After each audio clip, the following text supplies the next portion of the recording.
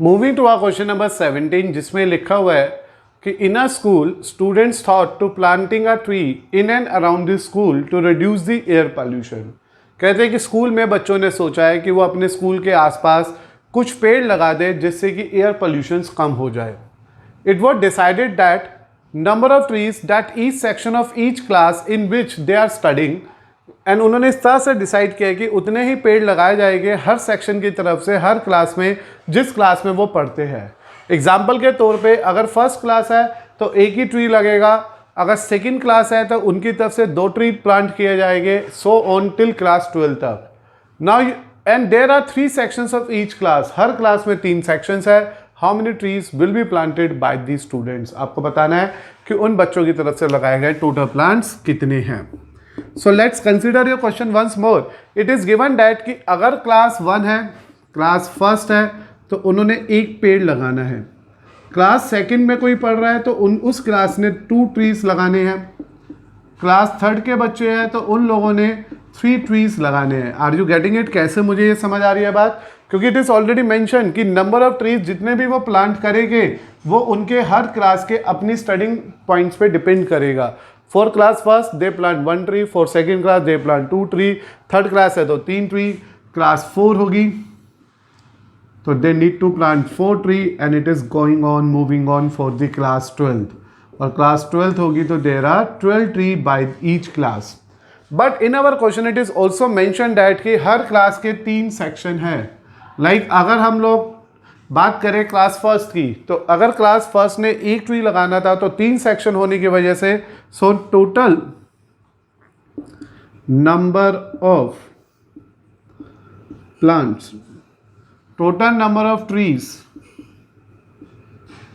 Plant by the different class is 3, 6, 9, 12, 36। Just think what we need to consider here. मैंने किया क्या यहाँ पे बेटा कि अगर क्लास फर्स्ट थी, एक पेड़ लगा था, ऐसे 3 सेक्शन थे तो क्लास फर्स्ट में 1 को इंटू 3 कर दिया तो there are 3 trees planted by class first. It means we have to multiply each of this class with 3। Why there is a need to multiply it by 3? क्योंकि there are 3 section each, 3 sections each. तो अगर class 1 की एक class ने 1 पेड़ लगाना है तो 3 क्लास ने मिलकर 3 पेड़ लगा दिए। क्लास सेकंड के हर क्लास ने 2 पेड़ लगाने थे और क्लास सेकंड थी ABC, 3 सेक्शन से तो 2 क्लास सेकंड A ने लगाए, 2 पेड़ क्लास सेकंड B ने लगाए, 2 ही ट्रीज क्लास सेकंड C ने लगाए। तो as a result the count is now 3, 6, 9, 12 and 16 which is in AP। अगर आप ध्यान दो तो दे एक AP बन गई है। तो this is the concern of our question. बस क्वेश्चन यहाँ तक सीखना मोस्ट इंपॉर्टेंट है। इतनी बड़ी कहानी जो इन्होंने लिख के दी है ये उसका एक ब्रीफ डिस्क्रिप्शन है कि हमारे पास जो नंबर की क्लास होगी उतने पेड़ लगेंगे। इट मीन्स अगर आप 10th क्लास में हो तो आपकी क्लास में 10 ट्रीज लगाने हैं, और अगर आपकी क्लास जैसे 3 सेक्शन है क्लास में तो 10 by first section, 10 by second section, 10 trees by third section, तो total they become 30। Similarly 11 33, similarly 12 36 and so on. So that is why we generate one of the AP here. In this AP we get AS 3, DS also 3, and total number of classes as it is clear first, second, third, fourth, fifth up to 12th class, तो they are 12. Otherwise आप AN term का भी use कर सकते हो, वहां से भी क्लियर हो जाएगा। And we also have a value of AN term, that is 12 term का सम पता है मुझे 36, वैल्यू पता है मुझे 36। तो एज अ रिजल्ट इस सभी बेसिक बातों से मुझे AP AN D मिल गया। टोटल नंबर ऑफ ट्रीज चाहिए तो S12 निकाल लेते हैं। SN equal to N/2 A plus last term वाला फॉर्मूला यूज करते हैं because we also have last term. Otherwise आप AN D वाला भी यूज कर सकते हो। तो S12 equal to 12/2 and what is the first value of this AP 3 and what is the last value of this AP 36। So it is 6 into 39. You have to just multiply 39 with 6. It is 240 minus 6 यानी कि 234.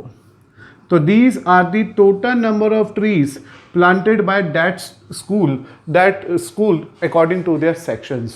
तो आपको ये question almost clear होना चाहिए बेटा। Easy सा question था लेकिन थोड़ी सी कहानी घुमा के दी गई थी, उसे दोबारा एक बार रीचेक कर लो मेरे साथ, then check it again. Question में था एक स्कूल में कुछ बच्चों ने सोचा कि हम लोग अपने स्कूल के आसपास पेड़ लगाएंगे जिससे कि हमारे स्कूल में एयर पोल्यूशन कम हो जाए। एंड इट वॉज डिसाइडेड, और ये भी डिसाइड किया गया कि जो नंबर ऑफ ट्रीज लगेंगे हर सेक्शन की तरफ से, हर क्लास के, वो उतने ही होंगे जिस क्लास में वो पढ़ते होंगे। एग्जाम्पल के तौर पे अगर फर्स्ट क्लास है तो वो 1 पेड़ लगाएगी, क्लास 2 है तो वो 2 पेड़ लगाएगी, क्लास 3 है तो वो 3 पेड़ लगाएगी, क्लास 4 है तो वो 4 पेड़ लगाएगी, क्लास 5 है तो वो 5 पेड़ लगाएगी, और अगर क्लास 12 है तो वो 12 ट्रीज प्लांट करेगी। फिर अगला ट्विस्ट हमारे क्वेश्चन में आ गया था कि उस स्कूल के हर क्लास के लिए 3 सेक्शंस है, मतलब class first 3 section, class second 3 section.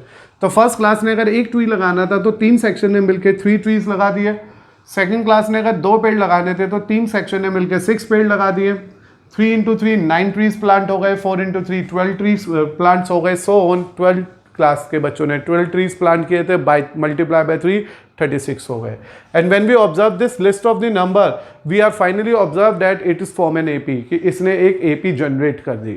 Since we have AP with first term, common difference, total number of term and last term, मेरे पास वो सब बातें हैं जो मेरे क्वेश्चन की एपी में होनी चाहिए थी। मुझे बस अब उसमें सम चाहिए था, क्योंकि total number of trees planted बताने थे। मैंने सम का फॉर्मूला अप्लाई किया and we get our answer as 234 trees are planted by that school around the school campus।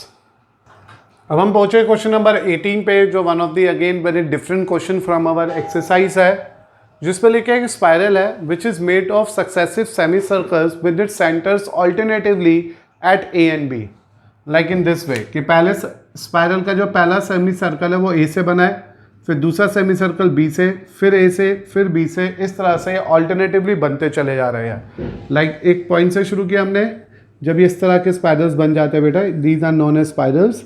एक के लिए सेंटर ए बन रहा है, एक के लिए सेंटर बी बन रहा है। Now it is also given that कि जो हमारा पहला स्पाइरल है वो ए से शुरू हुआ है जिसका रेडियस 0.5 है, फिर दूसरा 1 है, फिर 1.5 है, फिर 2 है, and it is working as shown in a figure given below. You need to find out the length of this such spiral made by 13 consecutive semicircles। 13 consecutive semicircle से मिलके बन रहा है ये स्पाइरल, आपको उन सब की लेंथ निकालनी है। तो here when you go for this particular question you have to observe that कि जहाँ पे जब हम लेंथ की बात कर रहे हैं तो ये पहली लेंथ हो गई L1, देन जो B से बना ये L2, फिर ये L3, ये L4, और इसी मैनर में ये चलता जा रहा है। अगर मैं L1 की बात करूं तो L1 means length of a semicircle. Semicircle की length basically half of the circumference of a circle है। तो यहाँ पे जो लेंथ 1 आ गई वो आ गई पाई R1, तो ये पाई R1 आ गई। सिमिलरली जो लेंथ 2 आ जाएगी वो आ जाएगी पाई R2, जो लेंथ 3 आ जाएगी वो आ जाएगी पाई R3, इसलिए जो लेंथ 13 आ जाएगी वो आ जाएगी पाई R13। तो इस तरह से हमारा पूरे क्वेश्चन में each and every semi circle की लेंथ निकलती चली जाएगी। अकॉर्डिंग टू दिस क्वेश्चन जो मुझे टोटल लेंथ फाइंड आउट करनी है, total length of such a spiral is equal to length 1 plus length 2 plus length 3 up to length 13, क्योंकि ऐसे 13 सेमी सर्कल से बना है हमारा ये स्पाइरल। इजी है ना, बहुत सिंपल चल रहा है। बस हमारा मेन मोटिव क्या है, लेंथ ऑफ 1 सेमी सर्कल। ये आधे सर्कल के लिए बात हो रही है, और ये आधा सर्कल मतलब जो सेमी सर्कल के लिए यहाँ पे बेस को नहीं जोड़ना है, सिर्फ इस स्पाइरल को जोड़ना है। ये तो सब डॉटेड है ही नहीं। कभी आपने देखा होगा ऐसा स्पाइरल घूमता हुआ, तो इस तरह से घूमता चला जाएगा वो। जैसे मैंने यहाँ पे आपके लिए बनाया कि इस जगह से चला, तो इसने क्या कवर किया, पहले यहाँ तक का सेमी सर्कल कवर करा, तो डेट इज 2 पाई R का आधा। देन इसने क्या कवर करा, 2 पाई R2 का आधा, 2 पाई R3 का आधा। हाफ क्यों ले रहे हैं, because they are generally form a semicircle. तो इस तरह से मेरे को यहाँ मिला pi R1, pi R2, pi R3, and this is up to बेटा pi R13। Now in this particular part total length में पाई कॉमन आ गया, and we are just left with R1 plus R2 plus R3 up to R13. When you think about the actual value here, so this is 0.5, this is 1, this is 1.5, and these total are going up to 13 terms, क्योंकि there are 13 spirals, so there are total 13 terms in it. Now if you observe it carefully, जब आप इसे बहुत ध्यान से देख रहे हो, आप समझ रहे हो ये क्या बन रहा था, तो अब आपको ये पता चल गया at present it's now become an AP, ये एपी बन चुकी है। तो यहाँ पे जो मुझे आंसर चाहिए, इस एपी का सम चाहिए for 13 term. First term is 0.5, common difference is 1 minus 0.5, that is also 0.5. Number of terms are 13. तो एज अ रिजल्ट ए पता है, डी पता है, एन पता है, मुझे यहाँ पे सम चाहिए। तो here the some is 13/2, 2 into A, 13 minus 1 into D. उम्मीद है आपको बहुत आराम से चीज़ें समझ आ रही है। पाई एस मल्टीप्लाई में रहेगी और मैंने एस एन का फॉर्मूला लगा लिया n/2 2a plus n minus 1d, because in this particular question we have total number of terms, we also have first term as well as we also know about its common difference. Now beta this pi is used as 22/7 already mentioned in our question, ये 13/2 ऐसे ही आ गया और ये हो गया 1 और वो हो गया 12 into 0.5 6। तो as a result when we go for a final answer of this question, 22/7 13/2 into 7, 7 से 7 गया, यहाँ 11 आ गया, आंसर 143 सेंटीमीटर आ गया। तो वी आर सेइंग डैट कि इस क्वेश्चन में जो टोटल लेंथ ऑफ स्पाइरल आई है, so total length of spiral, total length of spiral made by 13 consecutive semicircle is 143 centimetre. तो ये इसका एग्जैक्टली आंसर है। तो hope so you are again getting this one of the good question from our exercise 5.3, जिसमें कहा गया था हमारे को कि there is a one semicircle form with the help of the centre as A, another will form with the centre as B, and it is moving in a same way to form a semi circular circles, जो final में एक spiral बन जाते हैं। Spiral बनने के बाद मेरे को यहाँ पे एक एक सेमी सर्कल की लेंथ को डिसाइड करना था। पहले सेमी सर्कल की लेंथ पाई r1 आ गई, दूसरे की पाई r2 आ गई, and so on it is pi r13 तक ऐसे ही चलता चला गया। फिर मैंने टोटल लेंथ निकालने के लिए इन सब का सम निकाला, take that pi common, put the r1 r2 r3 respectively in that term, we get a, we get d, as well as we get number of terms. After having all that such basic values, we make a simplification here, find its sum in the end, we get that कि total number of length of this spiral जो आ रही है वो 143 centimetre की form में इसका final answer है। ना बेटा we are moving to a question number 19, जो बहुत ही डिफरेंट सा क्वेश्चन है और मोस्ट इंपॉर्टेंट क्वेश्चन भी है, मार्क कर लेना। और अब आपको क्या क्वेश्चन में दे रखा है, रीड करते हैं। कहते हैं we have 200 logs that are stacked in a following manners, 20 in the bottom row, 19 in a next row, 18 in a next row to it.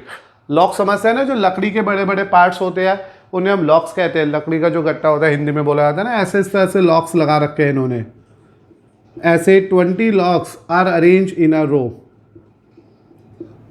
इस तरह से 20 लॉक्स इन्होंने एक लाइन में लगा दिए हैं। फिर उसके ऊपर कितने आ गए, 18, 19, फिर उसके ऊपर 18, फिर उसके ऊपर 17। ऐसे लकड़ी की हम लोगों ने जो बड़े बड़े स्टैम्प्स होती है, बड़े बड़े जो उसके पार्ट्स होते हैं, वो हम लोगों ने लॉक्स बोलते हैं उन्हें हमने पहले 20 लगाए, उसके ऊपर 10 19 लगाए, उसके ऊपर 18 लगाए। तो as it is already clear in our given information कि फर्स्ट रो में 20, नेक्स्ट रो में 19, नेक्स्ट रो में 18 चलते जा रहे हैं, and we have total how many logs, 200 logs we have to arrange in this manner. इसी मैनर में हमें 200 लॉक्स को अरेंज करना है। पहली रो में 20 लॉक्स, फिर दूसरी रो में यहाँ पे तो 20 अरेंज हो गए, फिर दूसरी रो में 19, फिर उससे ऊपर वाली रो में 18, और ऐसे चलता जा रहा है बेटा। ये जो बीच में इसमें लॉक्स अरेंज करे हमने, इस तरह से लॉक्स अरेंज होते हुए दिखाई देंगे, क्योंकि हमारे को तो उसका साइड व्यू दिखेगा बस। तो ये मान लीजिए 20 है, then we get 19 out of in them, then we get 18 and so on, it is moving in a same manner. फिर ऊपर आ जाएगा 17 एंड चलता चला जाएगा। तो इस तरह से ये we are getting one AP here, हमारे को यहाँ पे एपी मिल गई है। और ये टोटल कितने काउंटेबल है, 20 काउंटेबल है। हमें बताना है कि कितनी रोज लगेगी, how many rows are the 200 logs place, कितनी रोज में 200 लॉक्स प्लेस हो जाएंगे, and how logs are in the top row, और कितनी रोज उसकी टॉप रो में आएगी। तो एट प्रेजेंट मुझे एक तरह से यहाँ पे ये भी बताना है कि कितनी रोज बनेगी और सबसे टॉप मोस्ट रो में कितने लॉक्स होंगे। तो प्रेजेंटली जो क्वेश्चन है उसमें हमारे पास जो एपी है वो तो ऑलमोस्ट गिवन है कि 20 in the first row, 19 in a second, 18 in a third and so on. ये तो एपी मिल गई, which form an AP and total we have 200 logs, तो this give you a S N and we have to go for number of logs and top most row में कितने logs आ रहे हैं। तो हियर वी नो डैट जो S N का formula है वो चलेगा n/2 2a plus n-1d। It is 200 n/2 2 into 20 n-1 into -1। Because of this AP you can observe that A 20 और D -1 है। अब ये इधर चला गया 400n 40 minus n plus 1। This is 441n minus n square minus 41n plus 400 equal to 0। This is the data, this is the quadratic equation we generate from our question। इस quadratic equation को solve करेंगे by the help of middle term splitting। और आपको इससे पहले number of questions में middle term splitting का पूरा बेसिक आइडिया है। It will give you 25 plus 16 and it finally give you an answer after getting a factorization in your question carefully। तो it will give you n minus 25 n minus 16 equal to 0। either n is 25 or we say that n is 16। now the problem is that कि जो दोनों n आ रहे हैं दोनों ही possible हो रहे हैं, लेकिन नंबर ऑफ लॉक्स तो फिक्स ही होंगे, दैट इज 200। तो ऐसे दोनों आंसर डबल आंसर कैसे आ रहा है, इसके लिए हमारे को क्या करना पड़ेगा, दोनों की लास्ट टर्म निकालनी पड़ेगी। तो फर्स्ट केस ले रहा हूं मैं, n छोटे वाला ही लिया 16 टर्म निकाली a plus 15d 20 plus 15 into -1 16 term का आंसर आ गया 5। तो what we obtain from here कि जब हमारे पास 16 रोज होगी, ऐसे 16 रोज बनेगी। मैंने 3-4 रोज बनाई है, first second third and fourth. 16 रोज बनेगी टोटल और टॉप मोस्ट रो में 5 लॉक्स बचेगी। सेकंड केस ले रहे हैं हम, जब n मान लीजिए 25 है, क्योंकि हमारे पास अभी कोई चॉइस नहीं है इग्नोर करने की, लेकिन मैंने अब n को 25 लिया, यहाँ से 25 टर्म निकाली a plus 24d it's 20 plus 24 into -1। तो वी विल गेट दैट कि ये आ गया -4। प्लीज़ कंसिडर हेयर कि कभी भी लॉक्ड जो ये लकड़ी के गट्टे हैं, लकड़ी के जो स्टेम्स है, वो कभी नेगेटिव नहीं हो सकते, क्योंकि जहाँ ये ख़त्म हो गए उसके बाद हम कभी भी नेगेटिव मूव ऑन नहीं कर सकते। That is why n equal to 25 होना पॉसिबल नहीं है, not possible to have the answer of our number of rows as 25। Check it again, one of the easy and simple question but a most important one. 200 logs को हम लोगों ने इस तरह से अरेंज किया कि पहली रो में 20, दूसरी रो में 19, तीसरी रो में 18 एंड सो ऑन चलते चले जा रहे हैं। हमारे को ये बताना है कि कितनी रोज में ये 200 लॉक्स अरेंज हो जाएंगे और टॉप मोस्ट रो पे कितने लॉक बचेंगे। जैसे फर्स्ट रो में 20 है, नेक्स्ट रो में 18 है, 19 है, देन 18 है, देन 17 है, देन 16, 15, 14, 13, 12, 11, 10 सोन। तो टॉप मोस्ट में कितने ये लॉक्स बचेंगे, तो उसको फाइंड आउट करने के लिए पहले मैंने एपी डिसाइड करी। सम पता है, ये दोनों टर्म्स निकालनी है, फर्स्ट टर्म पता है, कॉमन डिफरेंस पता है। सम का फॉर्मूले का यूज करके क्वाड्रेटिक बनाई, फैक्टराइज करके 2 आंसर आ गए। दोनों आंसर नेचुरल नंबर आए, फ्रैक्शन में नहीं आए, नेगेटिव नहीं आए, तो ऐसा लग रहा था दोनों ही आंसर को एक्सेप्ट करना पड़ेगा। Then we go for the next part, जिसमें टॉप मोस्ट रो के लॉक निकाल रहे कि टॉप मोस्ट रो में कितनी लॉक है। इसमें आया 5 लॉक्स आर देयर, उसमें आया -4 logs are there. Logs are practically number जो हमारे को विजिबल भी और हम काउंट भी कर सकते हैं, इसलिए वो नेगेटिव होने के चांसेस नहीं है। That portion second case ignore हो गया और हमारा जो फाइनल आंसर आ गया वो आ गया कि जब n 16 होगा, यानी कि there are total 16 rows in this particular question and in the top most row we just have 5 logs. Now student we are moving to our question number 20, जो one of the most important and interesting question है हमारे topic का। तो check करें question क्या है। In a potato race a bucket is placed at the starting point which is 5 meter from the first potato। Option यहाँ तक clear हो गया। There is a potato race, जहाँ पे एक बकेट को हमने स्टार्टिंग पॉइंट पे रखा है। लेट कंसिडर दैट कि ये हमारा स्टार्टिंग पॉइंट है। A bucket is placed at the starting point and which is 5 meter from first potato, और ये पहले पोटैटो से 5 मीटर दूरी पे है।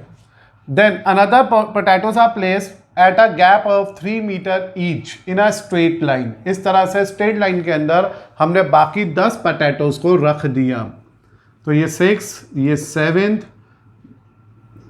ये 8 और ये 9। तो इस तरह से बेटा हमारे को इस तरह से एक लाइन में 10 पोटैटो रखे गए, जो सभी पोटैटो एक दूसरे से 3 मीटर अपार्ट है, 3-3 मीटर की दूरी पे है।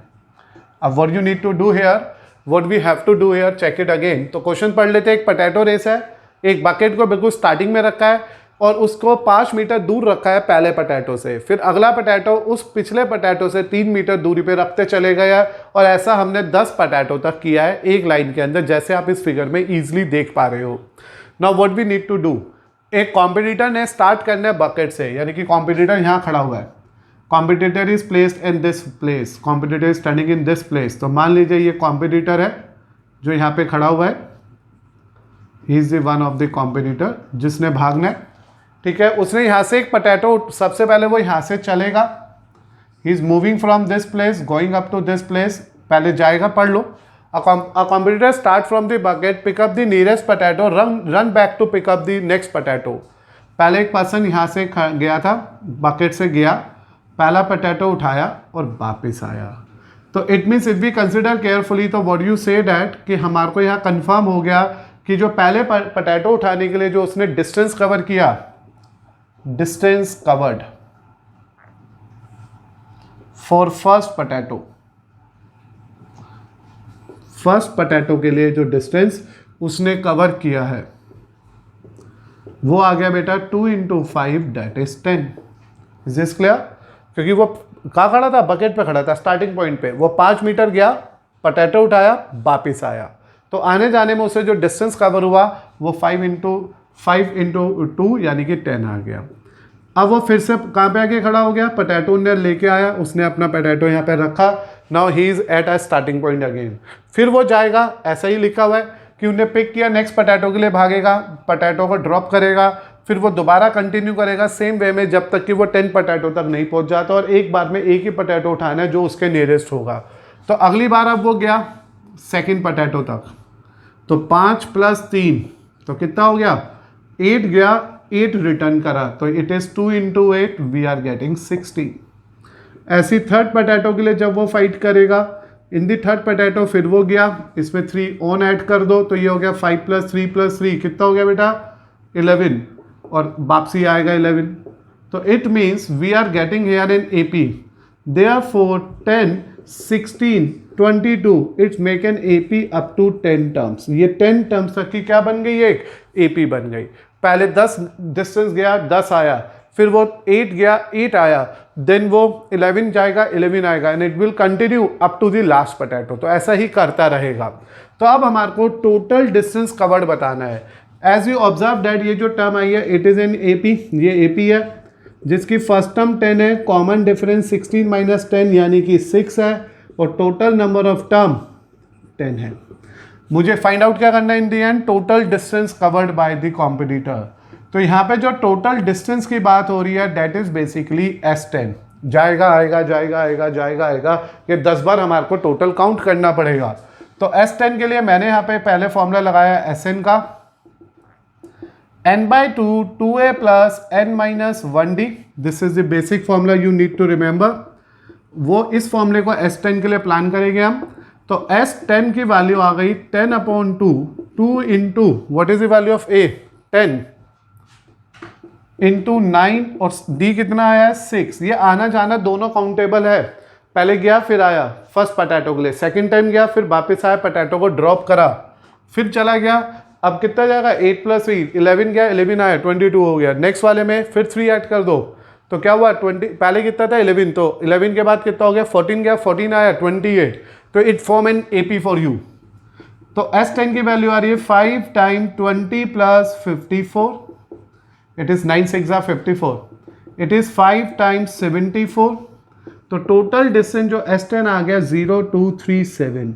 तो इट मीन्स बेटा उसे पूरी पोटैटो रेस कंप्लीट करने के लिए या इस प्रोसेस को फॉलो करने के लिए कि पहले 5 मीटर जाएगा, पोटैटो पिक करेगा, वापस डालेगा, फिर 8 किलोमीटर जाएगा, 8 मीटर जाएगा सॉरी, पोटैटो पिक करेगा, वापस आएगा, फिर वो 11 मीटर जाएगा, पोटैटो पिक करेगा, वापस आएगा, और ये प्रोसेस 10 पोटैटो तक करता रहेगा। एज अ रिजल्ट उसको इस पूरे प्रोसेस को पूरा करने के लिए, इस पूरी रेस को पूरा करने के लिए 370 मीटर का डिस्टेंस करना होगा कवर। क्वेश्चन बिल्कुल भी टफ नहीं था, थ्योरेटिकली थोड़ा बड़ा था, इसलिए आपको लगता है बच्चों को कि क्या होगा इसमें, कैसे होगा। तो it a very simple question जिसमें आप लोगों ने एक पोटैटो रेस का क्वेश्चन सीखा है। एक बकेट बिल्कुल स्टार्टिंग में रखी थी और पहला पोटैटो उससे 5 मीटर दूर था, तो कोई पर्सन 5 मीटर गया, पोटैटो उठाया, वापस आया, तो वापस आया तो of course my dear student 5 metre ही वापस आया होगा, तो that is why we get our first term as 10। फिर वो वापस यहाँ से चलेगा, पहुंचा सेकेंड पोटैटो तक, अब यहाँ तक पहुंचते पहुंचते 8 मीटर गया, फिर वापस आया, तो 8 + 8 कितना हो गया, 16 हो गया। फिर अगले में 8 में भी 3 ऐड हो गए क्योंकि हर पोटैटो 3 मीटर दूर है उसके बाद, तो 11 गया, 11 आया, 22 हो गए, and it will continue up to 10 terms. So after that we get some list of the number which represent to us as it is in a AP, जिसकी first term 10 है, common difference 6 है और total number of terms are only 10 there. तो as a result जब A, D और N पता है और मुझे find out करना है total distance, तो total distance means इन सबका movement, तो वो टोटल डिस्टेंस यहाँ पे बेसिकली इस एपी के डिस्टेंस का सम है, जो मैंने यहाँ पे S10 के फॉर्मूले से फाइंड आउट कर लिया और जो मेरे पास फाइनल रिजल्ट आया वो आया 370 मीटर का डिस्टेंस कवर होगा उस पर्टिकुलर कॉम्पिटिटर को इस पूरे प्रोसेस को फॉलो करने में। So dear student, we end this particular exercise 5.3 in this particular lecture. Next lecture में आपके साथ एपी के एक तो ऑप्शनल एक्सरसाइज बची है उस पर डिस्कशन करेंगे, एंड एज वेल एज अभी कुछ 2-3 ऐसे कंसेप्ट बचे हैं जो हमारे बोर्ड में रेंडमली हमसे पूछ ले जाते हैं और हम लोगों ने अभी उसे अपने लेक्चर्स में डिस्कस नहीं किया है। बट बेटा before moving to that all particular topics जो बचे हैं, you have to consider that कि आपको पहले 5.3 तक के सभी क्वेश्चंस अच्छी तरह समझ आ जाने चाहिए। एज वेल एज इसके अलावा आपके पास जो भी डिफरेंट बुक्स है, डिफरेंट एपी का कंसेप्ट है, उसकी प्रैक्टिस करिए, क्योंकि मैंने आपको पहले भी बताया था this is one of the topic जो आपको 11th क्लास में भी as it is carry forward मिलने वाला है। सेम मेथड, सेम बेसिक्स, कुछ नई चीज़ें का एड ऑन तो होगा जरूर, लेकिन ये सब कुछ भी सेम टू सेम डिस्कस होगा जो टिल हमने आज तक इस लेक्चर के अंदर डिस्कस किया है।